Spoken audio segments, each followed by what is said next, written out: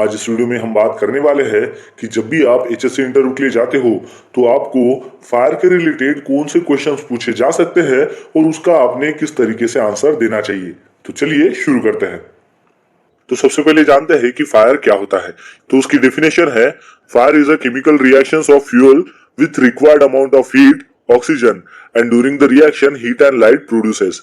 Fire यानी कि एक ऐसा केमिकल रिएक्शंस होता है जिसमें फ्यूल हो गया, हीट हो गया और ऑक्सीजन हो गया, इन तीनों का एक केमिकल रिएक्शंस होता है और उस केमिकल रिएक्शन से हीट और लाइट जो है वो प्रोड्यूस होती है, उसे फायर कहते हैं। तो चलिए अब जानते हैं कि ये फायर के एलिमेंट्स क्या होते हैं। तो एलिमेंट्स ऑफ फायर में आता है सबसे पहले फ्यूल, फिर है ऑक्सीजन, फिर है हीट। लेकिन इसमें भी हमें एक बात समझना बहुत ही जरूरी है। जैसे कि एक रूम है, उसके कॉर्नर में हमने क्या किया, एक जगह पर फ्यूल रख दिया, दूसरे कॉर्नर में है ऑक्सीजन और तीसरे कॉर्नर में है हीट। तो इसका मतलब ये हो जाएगा कि ये फायर के तो एलिमेंट्स है, अब ये एक कमरे में है तो फायर लग जाएगी। तो इसका आंसर आएगा नहीं। क्यों? क्योंकि ये अलग अलग है।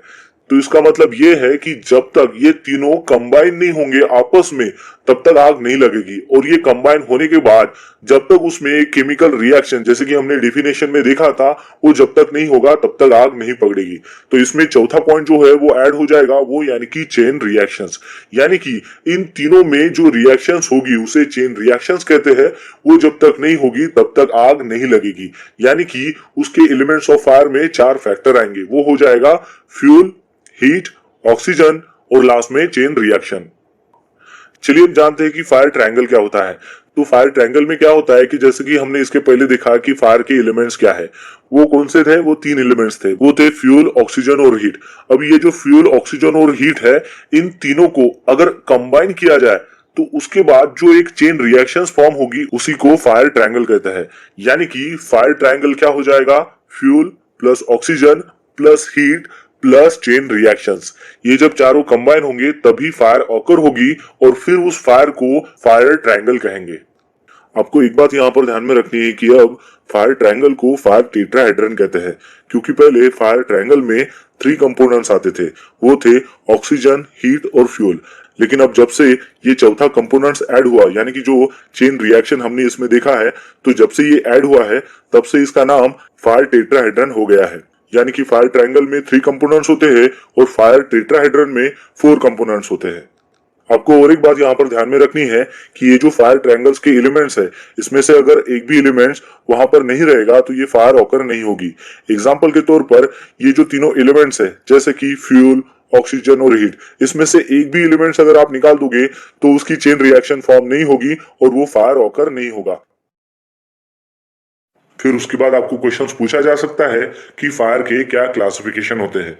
तो उसका आंसर आपको इस तरीके से देना है कि सर, अगर हम इंटरनेशनल स्टैंडर्ड की बात करें तो क्लासिफिकेशन ऑफ फायर जो है वो 6 कैटेगरी में है।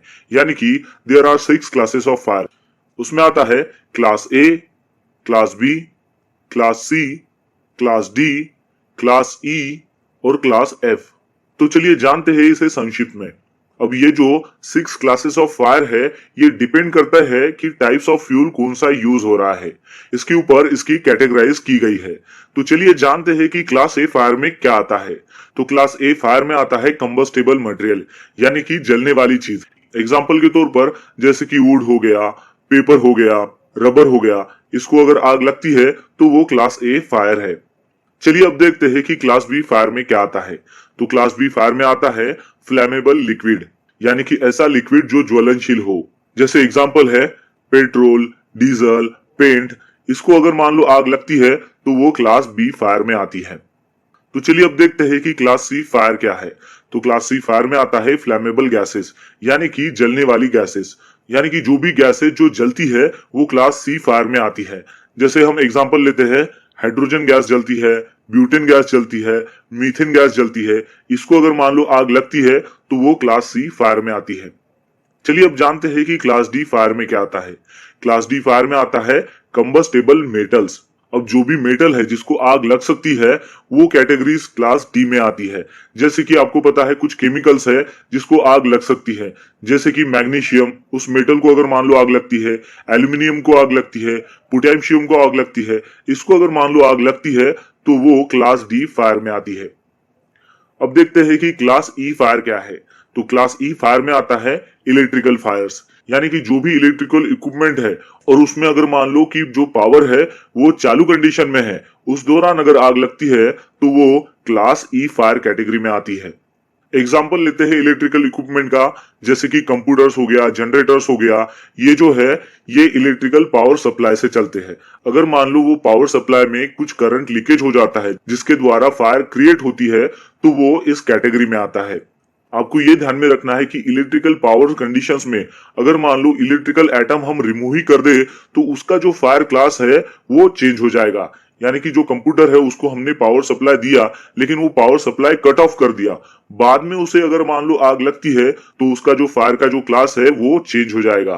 तो ये आपको अच्छे से ध्यान में रखना है। फिर देखते हैं कि क्लास एफ फायर क्या है। तो क्लास एफ फायर में आता है कुकिंग ऑयल्स। एग्जाम्पल के तौर पर हम लेते हैं कि किचन फायर। जब भी आपके किचन को अगर मान लो आग लगती है तो वो क्लास एफ फायर कैटेगरी में आती है। तो इस प्रकार हमने फायर के जो है वो 6 क्लासेस देखे हैं एज पर इंटरनेशनल स्टैंडर्ड। अगर हम इंडियन स्टैंडर्ड की बात करते हैं तो वहां पर शुरू में फायर के जो है वो 4 क्लासेस ही आते थे, वो यानी कि class A fire, class B fire, class C fire और क्लास डी फायर। और फिर बाद में उसमें और एक क्लास ऐड हो गया जो था क्लास एफ फायर। यानी कि अब हम इंडियन स्टैंडर्ड की बात करें तो इंडियन स्टैंडर्ड में टोटल 5 टाइप के फायर क्लासेस होते हैं। इलेक्ट्रिकल फायर जो है वो इंडियन स्टैंडर्ड में कंसीडर नहीं किया जाता। तो चलिए अब देखते हैं कि फायर एक्सटिंग्विशर के कितने टाइप्स होते हैं। खासतौर से अगर देखा जाए तो फायर एक्सटिंग्विशर के 5 मेन टाइप होते हैं। उसमें आता है water type fire extinguisher, second आता है foam type fire extinguisher, third आता है dry powder fire extinguisher, fourth आता है कार्बन डाइऑक्साइड फायर एक्सटिंग्विशर और फिफ्थ में आता है वेट केमिकल फायर एक्सटिंग्विशर। आपको ये जानना बहुत ही जरूरी है कि वाटर टाइप जो फायर एक्सटिंग्विशर है उसके भी डिफरेंट वर्जन्स आते हैं। यानी कि वाटर टाइप फायर एक्सटिंग्विशर के भी डिफरेंट दो जो है वो डिफरेंट वर्जन है। वो है वाटर मिस्ट एक्सटिंग्विशर और दूसरा है वाटर स्प्रे एक्सटिंग्विशर। लेकिन ये जो दोनों है वो वाटर की ही फॉर्म है, इसलिए उसको एक ही कैटेगरी में डिवाइड किया गया है। और एक फायर एक्सटिंग्विशर है जिसका नाम है ड्राई पाउडर, उसके भी डिफरेंट वर्जन है। एक है ड्राई पाउडर स्टैंडर्ड एक्सटिंग्विशर और दूसरा है ड्राई पाउडर स्पेशलिस्ट एक्सटिंग्विशर। अब ये दोनों जो डिफरेंट वर्जन है वो एक ही कैटेगरी में आते हैं, यानी कि ड्राई पाउडर में, इसलिए इसको एक ही कंसीडर किया जाता है। इसका मतलब ये हुआ कि फायर एक्सटिंग्विशर के जो सब वर्जन है उसको अगर हम कंसीडर करते हैं तो total 8 type of fire extinguisher हो जाते हैं। लेकिन अगर हम मेन फायर एक्सटिंग्विशर की बात करें तो उसके टोटल 5 टाइप है। आपको और एक बात ध्यान में रखनी है कि ऐसा कोई भी फायर एक्सटिंग्विशर नहीं है कि जो सभी क्लासेस ऑफ फायर पर चल सकेगा। फिर उसके बाद आपको क्वेश्चन पूछा जा सकता है कि वाटर फायर एक्सटिंग्विशर के बारे में आप क्या जानते हो। तो उसके लिए आपको ये आंसर देना है कि सर, तो वाटर टाइप फायर एक्सटिंग्विशर जो है वो क्लास ए फायर के लिए ज्यादातर यूज किया जाता है। तो वाटर टाइप फायर एक्सटिंग्विशर को हम कैसे पहचानेंगे? तो सबसे पहले जो है वो फायर एक्सटिंग्विशर के ऊपर वाटर लिखा हुआ रहेगा और दूसरी बात उसका जो लेबल कलर रहेगा वो रहेगा ब्राइट रेड। इसकी वजह से आप उसको इजीली आइडेंटिफाई कर सकते हो। वाटर टाइप फायर एक्सटिंग्विशर जो है वो खास तौर से ऑर्गेनिक मटेरियल जैसे कि पेपर हो गया, वुड हो गया, इसके ऊपर इसका इस्तेमाल किया जाता है। तो वाटर बेस्ड फायर एक्सटिंग्विशर का हमें कहां पर इस्तेमाल नहीं करना चाहिए, आइए उसके बारे में जानते हैं। इलेक्ट्रिकल इक्विपमेंट को अगर मान लो आग लगती है तो उसके ऊपर आपको वाटर टाइप फायर एक्सटिंग्विशर का इस्तेमाल नहीं करना है। किचन को अगर मान लो आग लगती है तो वहां पर भी आपको वाटर टाइप फायर एक्सटिंग्विशर का इस्तेमाल नहीं करना है। फ्लैमेबल गैस या फिर जो लिक्विड है उसके ऊपर अगर मान लो आग लगती है वहां पर भी आपको वाटर टाइप फायर एक्सटिंग्विशर का इस्तेमाल नहीं करना है। फिर उसके बाद आपको ये क्वेश्चन पूछा जा सकता है कि फोम टाइप फायर एक्सटिंग्विशर के बारे में आप क्या जानते हो। तो उसके लिए आपको ये आंसर देना है कि सर, फोम टाइप जो फायर एक्सटिंग्विशर है वो ज्यादातर यूज होता है क्लास बी फायर के ऊपर, लेकिन उसका इस्तेमाल क्लास ए फायर पर भी कर सकते हैं क्योंकि वो वाटर बेस है। Foam type of fire extinguisher को हम कैसे पहचानेंगे? तो उसका जो लेबलिंग कलर है वो रहता है क्रीम कलर का और उसके ऊपर फोम लिखा हुआ रहता है, तो हम उसको इजीली आइडेंटिफाई कर सकते हैं। Foam type of fire extinguisher को खास तौर से जो ऑर्गेनिक मटेरियल है जैसे कि पेपर हो गया, कार्डबोर्ड हो गया, वुडन हो गया, इसके ऊपर हम उसका इस्तेमाल कर सकते हैं। इसके साथ साथ जो फ्लैमेबल लिक्विड है जैसे कि पेंट हो गया, पेट्रोल हो गया, उसके ऊपर भी इसका इस्तेमाल कर सकते हैं। तो फोम टाइप फायर एक्सटिंग्विशर का इस्तेमाल कहां पर नहीं करना चाहिए, आइए उसके बारे में बात करते हैं। तो किचन टाइप की जो फायर होती है उसके ऊपर आपको फोम टाइप फायर एक्सटिंग्विशर का इस्तेमाल नहीं करना है। इलेक्ट्रिकल इक्विपमेंट को अगर मान लो आग लगती है तो उसके ऊपर भी आपको फोम टाइप फायर एक्सटिंग्विशर का इस्तेमाल नहीं करना है। और मान लो मेटल को अगर आग लगती है तो उसके ऊपर भी आपको फोम टाइप फायर एक्सटिंग्विशर का इस्तेमाल नहीं करना है। फिर उसके बाद आपको क्वेश्चन पूछा जा सकता है कि ड्राई पाउडर जो एक्सटिंग्विशर है उसके बारे में आप क्या जानते हो। तो उसके लिए आपको ये आंसर देना है कि sir, dry powder fire extinguisher जो है वो क्लास ए, क्लास बी और क्लास सी फायर जो है उसके ऊपर हम इसका इस्तेमाल कर सकते हैं, इसलिए हम उसको एबीसी टाइप फायर एक्सटिंग्विशर कहते हैं। तो अब हम ड्राई पाउडर फायर एक्सटिंग्विशर को कैसे पहचानेंगे कि उसके ऊपर पाउडर जो वर्ड है वो लिखा हुआ रहता है और उसका जो लेबलिंग कलर है वो ब्लू कलर का रहता है, जिसकी वजह से हम उसको इजीली आइडेंटिफाई कर सकते हैं। ड्राई पाउडर फायर एक्सटिंग्विशर का जो इस्तेमाल है वो आप ऑर्गेनिक जो मटेरियल्स है जैसे कि पेपर है, कार्डबोर्ड है, वुड है, इसके ऊपर तो कर सकते हो। साथ ही साथ जो फ्लेमेबल लिक्विड है जैसे कि पेंट, पेट्रोल, इसके ऊपर भी कर सकते हो। और उसके साथ ही फ्लेमेबल जो गैसेस है जैसे कि एलपीजी गैस है, एसिटिलीन गैस है, उसके ऊपर भी आप इसका इस्तेमाल कर सकते हो। अब बात करते हैं कि ड्राई पाउडर फायर एक्सटिंग्विशर जो है वो कहां पर इस्तेमाल नहीं करना चाहिए। तो जो कुकिंग ऑयल है उसके ऊपर अगर मान लो आग लगती है तो वहां पर आपको ड्राई पाउडर एक्सटिंग्विशर का इस्तेमाल नहीं करना है। 1000 वोल्ट के ऊपर वाले जो इलेक्ट्रिकल इक्विपमेंट है उसको अगर मान लो आग लगती है वहां पर भी आपको डीसीपी टाइप फायर एक्सटिंग्विशर का इस्तेमाल नहीं करना है। फिर उसके बाद आपको ये क्वेश्चन पूछा जा सकता है कि कार्बन डाइऑक्साइड फायर एक्सटिंग्विशर के बारे में यानी कि CO2 फायर एक्सटिंग्विशर के बारे में आप क्या जानते हो। तो उसका आंसर आपको इस तरीके से देना है कि सर, तो CO2 टाइप जो फायर एक्सटिंग्विशर है वो खास तौर से जो इलेक्ट्रिकल टाइप की जो फायर होती है उसके ऊपर इसका इस्तेमाल किया जाता है। आपने देखा होगा कि जो कंप्यूटर सर्वर जो रूम होती है उसके बाहर ज्यादातर हम CO2 टाइप फायर एक्सटिंग्विशर रखते हैं। अब हम CO2 टाइप फायर एक्सटिंग्विशर को कैसे पहचानेंगे। तो वो जो फायर एक्सटिंग्विशर है उसके ऊपर CO2 लिखा हुआ रहेगा और साथ ही में उसका जो लेबलिंग कलर है वो ब्लैक रहेगा, उसकी वजह से हम उसको इजीली आइडेंटिफाई कर सकते हैं। अब आइए जानते हैं कि CO2 टाइप फायर एक्सटिंग्विशर का इस्तेमाल कहां पर करना चाहिए। तो फ्लैमेबल जो लिक्विड है जैसे कि पेंट हो गया, पेट्रोल हो गया, इसको अगर आग लगती है तो आप CO2 टाइप फायर एक्सटिंग्विशर का इस्तेमाल कर सकते हो। और दूसरा इलेक्ट्रिकल फायर, इलेक्ट्रिकल इक्विपमेंट को अगर मान लो आग लगती है तो वहां पर भी आप CO2 टाइप फायर एक्सटिंग्विशर का इस्तेमाल कर सकते हो। चलिए अब बात करते हैं कि CO2 टाइप फायर एक्सटिंग्विशर का इस्तेमाल कहां पर नहीं करना चाहिए। खास तौर से जो किचन फायर होती है उसके ऊपर आपको CO2 टाइप फायर एक्सटिंग्विशर का इस्तेमाल नहीं करना है। कंबस्टेबल मटेरियल जैसे कि पेपर हो गया, वुड हो गया या फिर टेक्सटाइल हो गया, उसके ऊपर आपको CO2 टाइप फायर एक्सटिंग्विशर का इस्तेमाल नहीं करना है। फ्लैमेबल जो मेटल है जैसे कि मैग्नीशियम हो गया, पोटेशियम हो गया, उसको अगर मान लो आग लगती है तो वहां पर भी आपको CO2 टाइप फायर एक्सटिंग्विशर का इस्तेमाल नहीं करना है। फिर उसके बाद आपको क्वेश्चन पूछा जा सकता है कि वेट केमिकल फायर एक्सटिंग्विशर के बारे में आप क्या जानते हो। तो उसका आंसर आपको इस तरीके से देना है कि sir, wait chemical fire extinguisher को क्लास एफ फायर के लिए डिजाइन किया गया है जिसमें कुकिंग ऑयल्स और फैट्स इन्वॉल्व होते हैं। उसको अगर मान लो आग लगती है तब वहां पर वेट केमिकल फायर एक्सटिंग्विशर का इस्तेमाल किया जाता है। तो अब ये वेट केमिकल फायर एक्सटिंग्विशर है उसको हम पहचानेंगे कैसे। तो उस फायर एक्सटिंग्विशर के ऊपर वेट केमिकल लिखा हुआ रहेगा और साथ ही में उसका जो लेबलिंग कलर है वो येलो रहेगा, उसकी वजह से हम उसको इजीली आइडेंटिफाई कर सकते हैं। अब इस वेट केमिकल फायर एक्सटिंग्विशर का इस्तेमाल कहां पर किया जाता है। जैसे कि कुकिंग ऑयल और फैट को आग लगती है तो उसके ऊपर हमें इसका इस्तेमाल कर सकते हैं। आइए अब देखते हैं कि वेट केमिकल फायर एक्सटिंग्विशर का इस्तेमाल हमें कहां पर नहीं करना चाहिए। जैसे कि फ्लैमेबल लिक्विड और फ्लैमेबल गैस जो फायर होती है उसके ऊपर हमें वेट केमिकल फायर एक्सटिंग्विशर का इस्तेमाल नहीं करना है। इलेक्ट्रिकल इक्विपमेंट के ऊपर अगर मान लो आग लगती है तो वहां पर भी हमें वेट केमिकल फायर एक्सटिंग्विशर का इस्तेमाल नहीं करना है। और साथ ही में जो फ्लैमेबल मेटल्स है उसके ऊपर भी हमें वेट केमिकल फायर एक्सटिंग्विशर का इस्तेमाल नहीं करना है। फिर उसके बाद आपको क्वेश्चन पूछा जा सकता है कि आग बुझाने का जो तरीका होता है उसका जो पास रूल होता है उसका पास रूल का क्या मीनिंग होता है।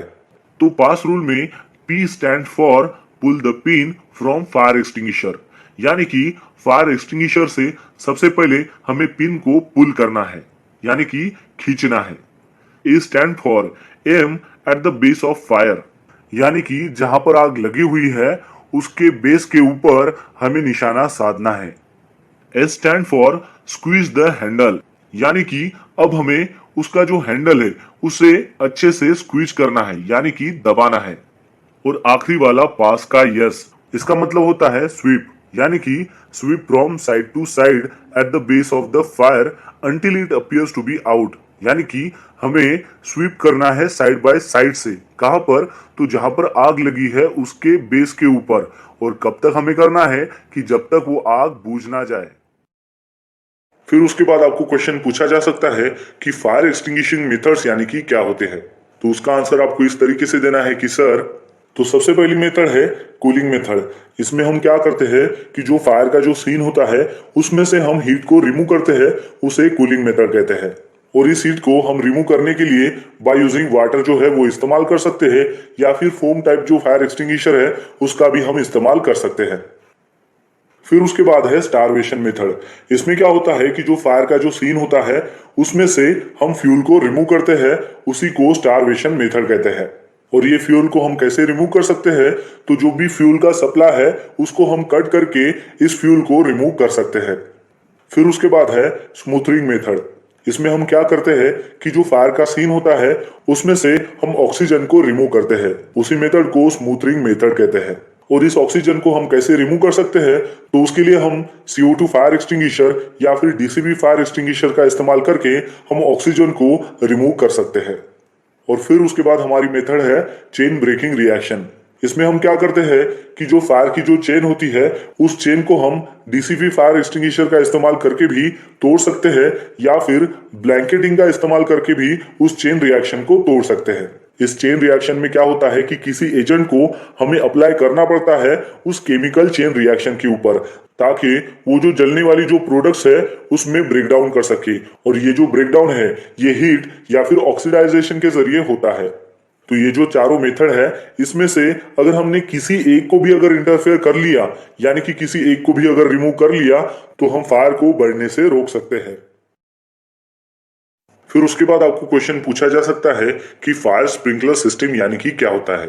तो उसका आंसर आपको इस तरीके से देना है कि सर, फायर स्प्रिंकलर सिस्टम एक फायर फाइटिंग सिस्टम होती है जो एक जगह पर फिक्स की जाती है। और ये जो फायर स्प्रिंकलर सिस्टम होती है वो एक ऑटोमेटिक सेंसिटिव होती है। ऑटोमेटिक सेंसिटिव यानी कि वो ऑटोमेटिक टेम्परेचर को सेंस कर लेता है। जब भी वो टेम्परेचर उस according to fire sprinkler system के अनुसार अगर वो टेम्परेचर अगर बढ़ जाता है तो वो उसको सेंस कर लेता है। तो ये जो फायर स्प्रिंकलर सिस्टम है ये हाई राइज बिल्डिंग हो गया, या फिर इंडस्ट्री हो गई, ऑयल एंड गैस इंडस्ट्री हो गई, मैन्युफैक्चर इंडस्ट्री हो गई, ऑफिसेस हो गए, और बहुत सारे प्रीमाइसेस में इसको इंस्टॉल किया जाता है। मतलब जहां कहीं भी आग लगने का खतरा होता है वहां पर इसको इंस्टॉल किया जाता है। चलिए अब जानते हैं कि ये जो फायर स्प्रिंकलर सिस्टम है ये किस लिए इंपॉर्टेंस होती है। तो फायर स्प्रिंकलर सिस्टम इसलिए इंपॉर्टेंस होता है क्योंकि छोटी से छोटी जो आग होती है उससे बड़ी आग हो सकती है। तो उस छोटी आग को इमीडिएटली वहीं पर ही खत्म करने का काम जो होता है वो फायर स्प्रिंकलर सिस्टम करती है। फिर उसके बाद आपको क्वेश्चन पूछा जा सकता है कि स्प्रिंकलर के बॉडी पार्ट्स क्या होते हैं। तो उसका आंसर आपको इस तरीके से देना है कि सर, तो आपके सामने ये जो फायर स्प्रिंकलर सिस्टम है इसका जो अपर का जो पार्ट होता है उसको डिफ्लेक्टर कहते हैं, और सेंटर में जो ग्लास ट्यूब है उसको टेम्परेचर सेंसिटिव ग्लास ट्यूब कहते हैं। क्योंकि इसका जो फंक्शन होता है वो टेम्परेचर को सेंस करना होता है, इसलिए इसका नाम टेम्परेचर सेंसिटिव ग्लास ट्यूब होता है। और इस ग्लास ट्यूब के नीचे में जो एक रिंग आती है उसको सीलिंग या फिर कैप कहते हैं। तो ये इसके बॉडी पार्ट्स है जो आपको ध्यान में रखना है। फिर उसके बाद आपको क्वेश्चन पूछा जा सकता है कि फायर स्प्रिंकलर सिस्टम कैसे वर्क करता है। जैसे कि हमने इसके पहले देखा कि जो फायर स्प्रिंकलर सिस्टम है उसके 3 बॉडी पार्ट्स होते हैं। एक होता है डिफ्लेक्टर, दूसरा होता है टेम्परेचर सेंसिटिव ग्लास ट्यूब, और तीसरा होता है सीलिंग। तो इसमें जो ग्लास ट्यूब होता है उसमें लिक्विड जो है वो भरा जाता है, और वो जो लिक्विड है उसमें मिक्सचर होता है अल्कोहल का, वाटर का, या फिर ग्लिसरीन या वाटर का। तो ये जो फायर स्प्रिंकलर सिस्टम है इसको ऑफिस हो, हाई राइज बिल्डिंग हो, ऑयल एंड रिफाइनरीज हो, हर जगह पर इसको इंस्टॉल किया जाता है। अब इंस्टॉल करने के बाद क्या होता है कि इसमें जो ग्लास ट्यूब है जिसे टेम्परेचर सेंसिटिव ग्लास ट्यूब कहते हैं, ये क्या करता है कि टेम्परेचर को सेंस करता है, यानी कि एक पर्टिकुलर टेम्परेचर पर ये जो ग्लास ट्यूब है ये फट जाती है। और फटने के कारण जो ये सीलिंग है यानी कि जो कैप है वो ऊपर की तरफ निकल के बाहर निकल जाती है, और फिर वहां से पानी निकल के ये जो डिफ्लेक्टर है उसके ऊपर पुश होता है, और ये डिफ्लेक्टर के थ्रू जो है वो पानी जो है वो चारों ओर फैल जाता है। तो इस प्रकार फायर स्प्रिंकलर सिस्टम जो है वो काम करता है। फिर उसके बाद आपको क्वेश्चन पूछा जा सकता है कि टाइप्स ऑफ फायर स्प्रिंकलर, यानी कि फायर स्प्रिंकलर के कितने टाइप्स होते हैं एज पर उसके कलर कोड के अनुसार। खास तौर से देखा जाए तो फायर स्प्रिंकलर सिस्टम के बहुत सारे ऐसे डिफरेंट टाइप्स होते हैं। वो डिपेंड करता है कि उसका एटमॉस्फेरिक टेम्परेचर जो है वो कितना है। और ये जो फायर स्प्रिंकलर सिस्टम है जो डिपेंड होते हैं एटमॉस्फेरिक टेम्परेचर के ऊपर, तो उसके अनुसार उसका जो ग्लास ट्यूब होता है उसका कलर होता है, यानी कि हर एक कलर कोडिंग का एक अलग मीनिंग होता है। तो चलिए देखते हैं कि ऐसे कितने प्रकार के फायर स्प्रिंकलर सिस्टम है जो डिपेंड होते हैं उसके एटमॉस्फेरिक टेम्परेचर के ऊपर। तो सबसे पहला फायर स्प्रिंकलर सिस्टम है वो है ऑरेंज ग्लास बल्ब। इसमें जो ग्लास बल्ब होता है उसका जो टेम्परेचर होता है वो सेट किया गया रहता है 57 डिग्री सेल्सियस पर, यानी कि उतना अगर टेम्परेचर वो ग्लास बल्ब जो है वो सेंस करेगा तो वो ऑटोमेटिकली वो वहां पर बर्स्ट हो जाएगा, और बर्स्ट होने के कारण वहां से पानी निकलेगा और वो चारों ओर स्प्रिंग करेगा। तो ये जो ऑरेंज ग्लास बल्ब है इसका इस्तेमाल ज्यादातर घरों में या फिर ऑफिसेस में किया जाता है। फिर उसके बाद है रेड ग्लास बल्ब, यानी कि जो फायर स्प्रिंकलर सिस्टम है उसमें जो ट्यूब है वो अगर रेड कलर की है तो वो जो ग्लास ट्यूब है उसका जो टेम्परेचर सेंसिटिविटी होती है वो होती है 68 डिग्री सेल्सियस, यानी कि उतना अगर टेम्परेचर अगर मिल जाएगा तो वो ऑटोमेटिकली बर्स्ट हो जाएगा और वो जो स्प्रिंकलर सिस्टम है वो ऑन हो जाएगा। तो इसका जो इस्तेमाल है वो ज्यादातर लिविंग होम या फिर ऑफिस में किया जाता है। फिर उसके बाद का जो स्प्रिंकलर है वो है येलो ग्लास बल्ब। उसका जो टेम्परेचर सेंसिटिविटी है वो रहती है 79 डिग्री सेल्सियस, और इसका ज्यादातर जो इस्तेमाल है वो किचन हो या फिर स्मॉल वर्कशॉप में किया जाता है। फिर उसके बाद वाला जो स्प्रिंकलर है उसका नाम है ग्रीन ग्लास बल्ब, जिसका टेम्परेचर सेंसिटिविटी होती है 93 डिग्री सेल्सियस, और इसका ज्यादातर इस्तेमाल होटल्स के जो किचन होते हैं वहां पर और बड़े वाले जो वर्कशॉप होते हैं वहां पर इसका इस्तेमाल किया जाता है। फिर उसके बाद है ब्लू ग्लास बल्ब, यानी कि ब्लू कलर का उसका अगर ग्लास बल्ब है तो उसका जो टेम्परेचर रहेगा वो रहेगा 141 डिग्री सेल्सियस, और इसका जो इस्तेमाल है वो ज्यादातर इंडस्ट्री या फिर केमिकल प्लांट में किया जाता है। फिर उसके बाद जो स्प्रिंकलर सिस्टम है वो है महुआ ग्लास बल्ब। इसका जो टेम्परेचर होता है वो होता है 182 डिग्री सेल्सियस, यानी कि इतने टेम्परेचर में वो ऑन हो जाएगा और वाटर स्प्रिंक होके यानी कि स्प्रीड होके उस आग को बुझाया जाएगा। तो इसका जो ज्यादातर इस्तेमाल है वो ऑयल इंडस्ट्री में और केमिकल प्लांट में किया जाता है। फिर उसके बाद का जो स्प्रिंकलर आता है वो है ब्लैक ग्लास बल्ब, और इसका जो टेम्परेचर होता है वो होता है 204 से लेकर 260 डिग्री सेल्सियस तक, यानी कि इसका जो टेम्परेचर होता है वो बहुत ही ज्यादा होता है। तो इतना सारा टेम्परेचर हमें कहाँ मिलेगा, तो वो हमें मिल सकता है ऑयल रिफाइनरी में, या फिर जहां पर मेटल को मेल्ट किया जाता है और कास्टिंग किया जाता है अलग अलग शेप में और अलग अलग साइज में। तो वहां पर जो है इतना ज्यादा जो टेम्परेचर है वो क्रिएट होता है। तो उस टेम्परेचर से लगने वाली जो आग है उसको बुझाने के लिए इस टाइप का जो स्प्रिंकलर है वो वहां पर इंस्टॉल किया जाता है। तो दोस्तों, आशा करता हूं कि आपको इस वीडियो के माध्यम से पता चल गया होगा कि जब भी आप एचएससी इंटरव्यू के लिए जाते हो तो आपको फायर के रिलेटेड कौन से सवाल पूछे जा सकते हैं और उसका आपने किस तरीके से आंसर देना चाहिए।